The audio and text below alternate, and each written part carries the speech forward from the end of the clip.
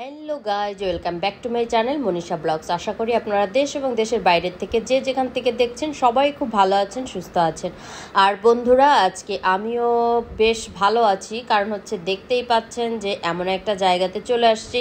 আর আপনাদের হয়তো বা বলে বোঝাতে হচ্ছে না, দেখেই বুঝে গেছেন যে আজকে আমরা সেই চলে আসছি বৈশাখী মেলায়, যেটা আসলে কোটালীপাড়াতে অবস্থিত। এবং এই জায়গাটার নাম হচ্ছে বড়দল, বা আমি যেটা বলে থাকি ছোটোবেলার মেলা, যেটা দেখে আসলে একেবারেই সে ছোটোবেলায় ফেরত গেলাম কিছুক্ষণের জন্য।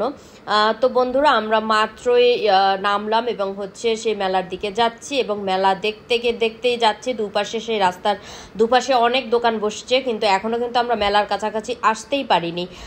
তো বন্ধুরা, যেটা দেখলাম সেটা মেলাটার জায়গাটা আগের মতোই আছে, কিন্তু অনেক অনেক দোকানপাট আগের থেকে খুব কম, এবং একটু অন্যরকমই লাগছে, কারণ চারিদিকটাতে বাড়িঘর হয়ে গেছে, এবং খুবই আসলে ছোট পরিসরেই মেলাটা হচ্ছে।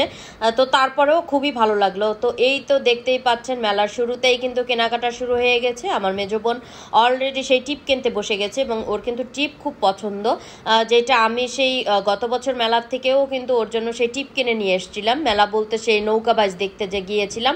আর এই তো ছোটোবেলার ঐতিহ্য, সেটা ফুড তরমুজ। তো ফুড বা তরমুজ বা বাঙ্গি যদি না হয়, তো সেই ক্ষেত্রে তো মেলা জমবেই না। তো ছোটোবেলায় যেটা করতাম, সেই মেলাতে ঢুকতেই অনেক কিছু খেতাম, বিশেষ করে সেই একটা করে সেই যেটাকে আমরা কুত্তাবাসি বলে থাকি বা কুকুরবাসি বলে থাকি, তো সেই বাসি তো কিনতেই হবে। সে বাসি কিনে ফুয়াতেই কিন্তু সেই মেলার দিকে ঢুকতাম। তো এই তো বন্ধুরা, আমরা মেলার দিকে যাচ্ছি।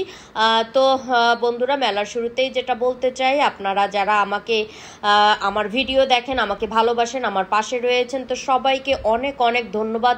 এবং যারা এখনও আমার চ্যানেলটিকে একটি সে লাইক কমেন্ট করতে ভুলে গিয়েছেন, সাবস্ক্রাইব করতে ভুলে গিয়েছেন, তো অবশ্যই আমার চ্যানেলটিকে সাবস্ক্রাইব করে দিবেন।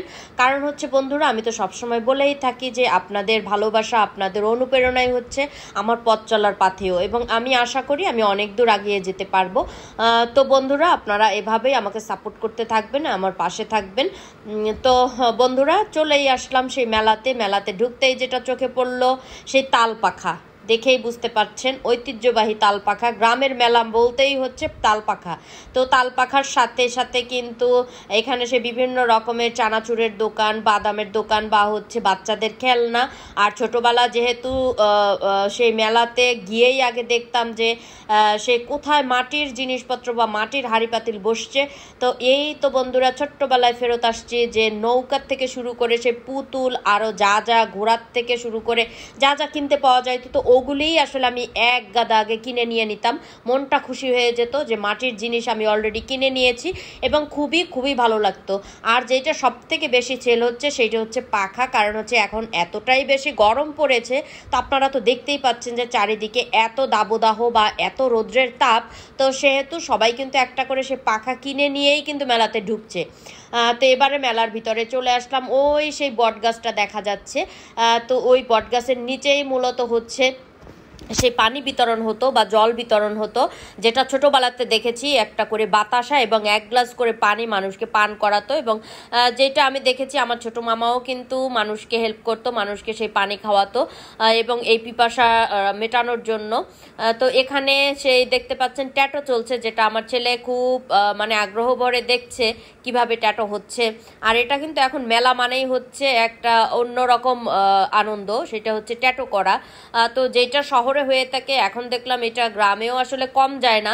তো দেখতেই পাচ্ছেন সেই ট্যাটো করা হচ্ছে, এবং একটা ছেলে কিন্তু অলরেডি ট্যাটো করছে। আর এখানের বন্ধুরা, সে মেলাটা কিন্তু অনেক অনেক অনেক বছরের, এবং এটাকে বলা যেতে পারে যে 100 বছর উপরেও হবে। কারণ আমি ছোটোবেলার থেকেই শুনে আসছি যে এটা অনেক অনেক অনেক আগের মেলা। আর এই মেলার জন্য অপেক্ষা করে থাকতাম সারাটা বছর, যে এই মেলা কবে চলে আসবে, কবে এই মেলাতে অ্যাটেন্ড করব।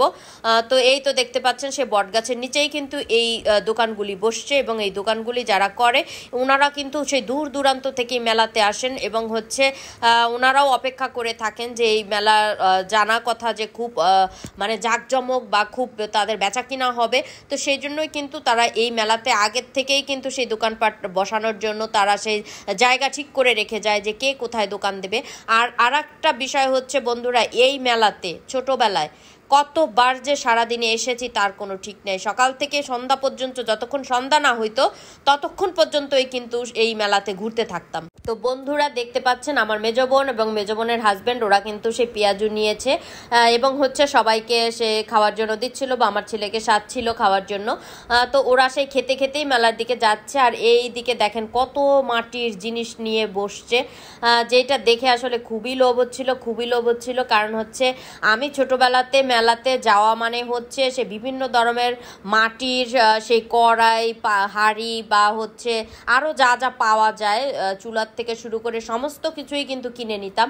আর এই মেলা আসলেই কিন্তু বিভিন্ন রকমের বায়না থাকতো, কারণ হচ্ছে বাবার থেকে আলাদা টাকা নেওয়া, নানির থেকে আলাদা টাকা নেওয়া, মামাদের থেকে আলাদা টাকা নেওয়া, মাসি যদিও আমার একটাই মাত্র মাসির থেকে টাকা নেওয়া, এইটার আনন্দই যেন অন্যরকম ছিল। আর ছোটোবেলাটা আসলে আমি মামা বাড়িতেই অনেকটা সময় আমার কাটিয়েছি, কারণ আমি সে প্লে থেকে 2 পর্যন্তই সে মামা বাড়িতে পড়াশোনা করেছি, যার জন্য এই মেলাটা আমার জন্য খুবই ঐতিহ্যবাহী। এবারে চলে আসলাম বন্ধুরা আর একটা ঐতিহ্যবাহী জায়গা, সেটা হচ্ছে ঘুড়ি। মেলা মানেই হচ্ছে ঘুড়ি বিক্রি হবে, বা হচ্ছে সাথে সাথে আরও যা যা সারা বছরের জন্য ঐতিহ্যবাহী থাকবে সমস্ত কিছু। তো দেখতে পারলেন একজন কাকা বা বয়স্ক লোক, সে কিন্তু আনন্দে নাচতেছে, যদিও অনেক গরম অনেক রোদ, কিন্তু আনন্দ এর কাছে যেন কিছুই না। তো বন্ধুরা আমার এই ছোট্ট ভিডিওটি আজকে এ পর্যন্তই, আপনাদের আশা করি খুবই ভালো লাগবে।